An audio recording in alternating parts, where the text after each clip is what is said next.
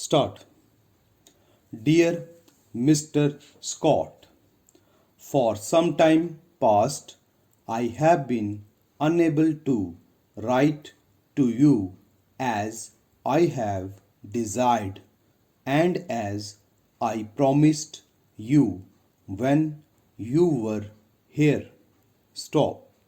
I hope you will not be annoyed at my apparent neglect. Stop.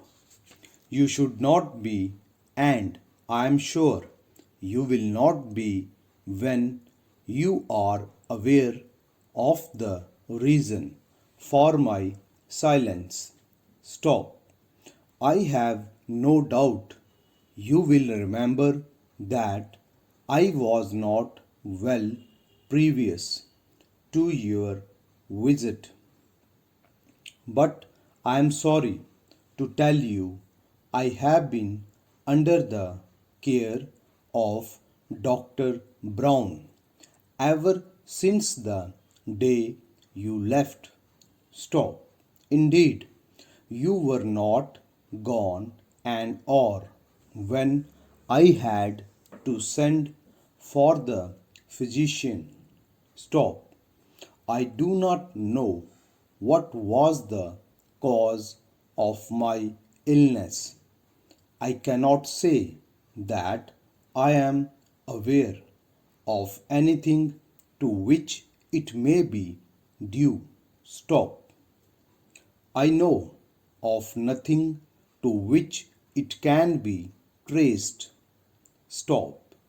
At all events, it has been very severe, and for some time my recovery was considered hopeless.